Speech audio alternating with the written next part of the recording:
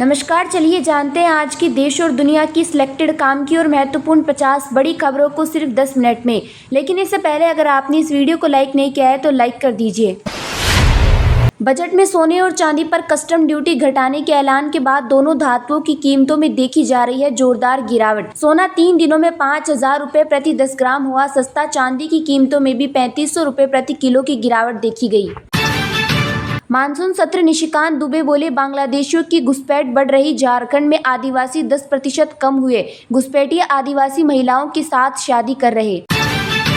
NEET UG revised result जारी होगा। 67 में 44 टॉपर्स के 5 नंबर घटेंगे। 4 लाख कैंडिडेट्स की रैंक प्रभावित होगी। जैश से जुड़े आतंकियों के 2 मददगार गिरफ्तार। कठुआ हमले के आतंकियों को वाईफाई और खाना मुहैया कराया था। 5 जवान हुए थे शहीद। सीबीआई केस, केजरीवाल की न्यायिक हिरासत 8 अगस्त तक बढ़ी। ईडी केस में 31 जुलाई तक जेल में रहेंगे। सुप्रीम कोर्ट से जमानत के बावजूद बॉन्ड नहीं भरा। द्वारिका के फेमस सुदर्शन ब्रिज पर गड्ढे हुए। 978 करोड़ की लागत से बना। पीएम मोदी ने 5 महीने पहले ही किया था उद्घाटन। देश के ज्यादातर राज्यों में बारिश और बाढ़ से हालात है गंभीर। गुजरात में बारिश से 8 मौतें। हिमाचल में बादल फटा। पुणे में 24 घंटे में 453 मिलीमीटर बारिश, 4 की जान। सलमान खान को डराना चाहता था गैंगस्टर लॉरेंस। शूटर्स को निर्देश थे हेलमेट न पहने, सिगरेट पीते रहे ताकि सीसीटीवी में घबराए हुए न दिखें। महाराष्ट्र कांग्रेस प्रमुख बोले, फडणवीस पर लगाए आरोप सही। अनिल देशमुख ने कहा था डिप्टी सीएम ने उद्धव आदित्य को फंसा दो। फडणवीस बोले, जवाब दूंगा। कर्नाटक विधानसभा में एमयूडीए घोटाले पर हंगामा। बिना बहस के नीट के खिलाफ प्रस्ताव पास। रात में विपक्षी विधायक असेंबली में सोए थे।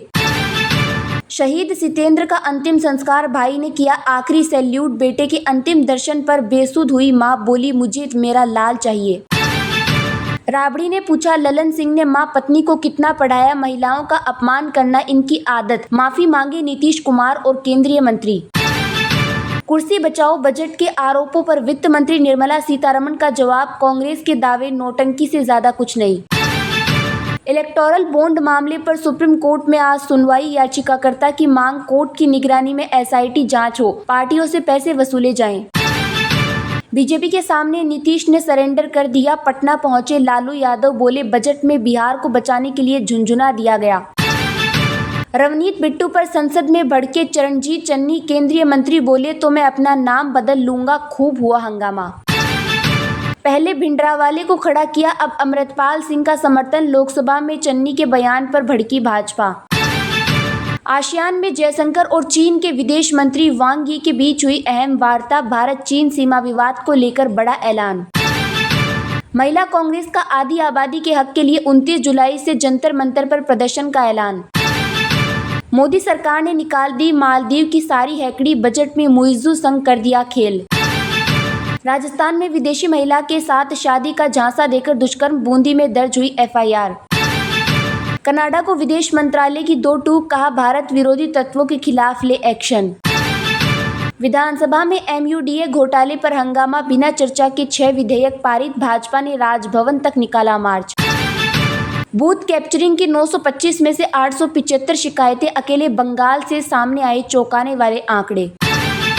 अब व्हाट्सएप पर मिलेगी भारतीय फैंस को ओलंपिक 2024 की पल पल की अपडेट। आईओसी ने उठाया बड़ा कदम।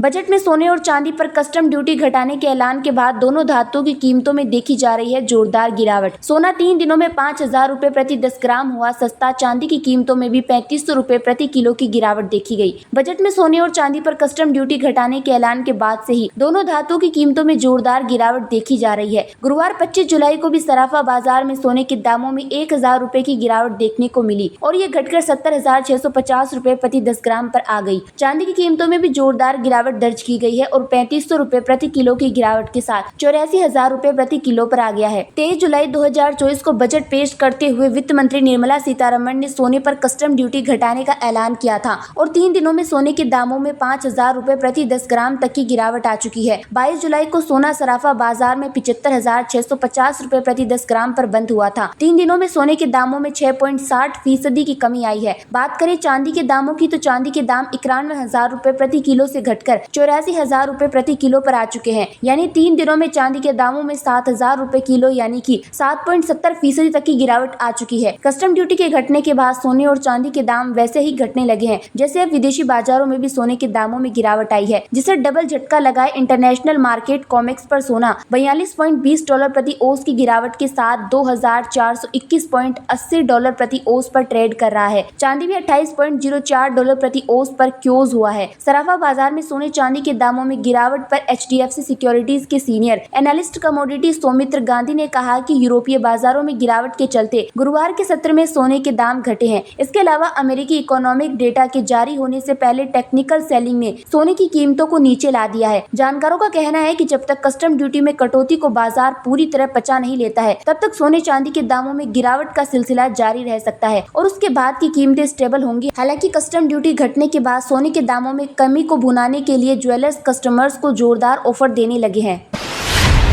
देश के ज्यादातर राज्यों में बारिश और बाढ़ से हालात गंभीर। गुजरात में बारिश से 8 मौतें, हिमाचल में बादल फटा, पुणे में 24 घंटे में 453 मिलीमीटर बारिश, 4 की जान गई। आर्मी NDRF भी तैनात। देश के ज्यादातर राज्यों में बारिश और बाढ़ से हालात गंभीर है। गुरुवार 25 जुलाई को बड़ा असर महाराष्ट्र और गुजरात में दिखा। दोनों राज्यों में पिछले 2 दिन में 12 से ज्यादा लोगों की मौत हो गई। उधर हिमाचल में बादल फट गया, हालांकि जान माल का नुकसान नहीं हुआ। महाराष्ट्र के पुणे में 24 घंटे में 453 मिलीमीटर बारिश दर्ज की गई थी। इससे शहर की मुथा नदी खतरे के निशान से ऊपर बह रही है। खड़कवासला बांध के ओवरफ्लो होने के कारण कई इलाके बाढ़ की चपेट में हैं। यहां बारिश से जुड़ी घटनाओं में अब तक 4 लोगों की मौत हो गई। आर्मी और NDRF की तैनाती की गई है। भारतीय मौसम विभाग ने पुणे में अगले 48 घंटे के लिए रेड अलर्ट जारी किया है। इसके अलावा मुंबई, पालघर, ठाणे और सिंधुदुर्ग में भारी बारिश हो सकती है। राज्य सरकार ने ठाणे में 26 जुलाई को स्कूल कॉलेज बंद रखने का आदेश दिया है। राज्य में पिछले 3 से 4 दिनों से तेज बारिश का दौर जारी है। वडोदरा, सूरत, भरूच और आनंद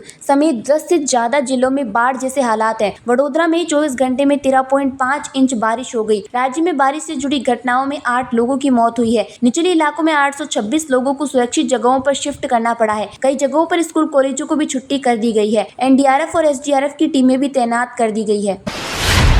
कुर्सी बचाओ बजट के आरोपों पर वित्त मंत्री निर्मला सीतारमण का जवाब, कांग्रेस के दावे नौटंकी से ज्यादा कुछ नहीं। मोदी सरकार 3.0 में 4 जून को आए लोकसभा चुनाव के नतीजों के बाद सबसे ज्यादा चर्चा अब आम बजट की हो रही है। इसके पीछे 2 कारण है। पहला ये कि विपक्ष बजट को लेकर सरकार पर हमलावर है, तो वहीं दूसरी वजह यह है कि वित्त मंत्री निर्मला सीतारमण ने 7वीं बार बजट पेश कर नया कीर्तिमान स्थापित किया है। ऐसा पहली बार हुआ है जब किसी वित्त मंत्री ने लगातार 7 बार बजट पेश किया है। इन सबके बीच आज तक ने वित्त मंत्री निर्मला सीतारमण से खास बातचीत की। वित्त मंत्री ने इस दौरान बेबाकी से कई सवालों के जवाब दिए। विपक्ष द्वारा मोदी सरकार 3.0 के पहले आम बजट को कुर्सी बचाओ और कट पेस्ट बजट के आरोपों को खारिज करते हुए इसे कांग्रेस की नौटंकी करार दिया। वित्त मंत्री ने कहा कि हमारे बजट के ऊपर वोट ऑन अकाउंट के समय ही काफी काम हो चुका था। इस बजट में भी उस वोट ऑन अकाउंट के विषयों का जिक्र है, क्योंकि वो इस वित्तीय वर्ष के पहले 4 महीने का बजट था और अभी 8 महीने जो बचे हैं उनके लिए ये बजट है। उससे महत्वपूर्ण विषय है आने वाले 5 साल, जो अमृतकाल के 5 साल हैं, उसकी दिशा तय करने वाला बजट है ये। उसमें महिला का क्या स्थान होगा, गरीब के लिए क्या किया जाएगा, अन्नदाता के लिए क्या करेंगे, युवाओं के लिए क्या करेंगे। उन्होंने कहा कि विकसित भारत को ध्यान में रखते हुए ये हम वोट ऑन अकाउंट के समय ही जिक्र कर चुके थे।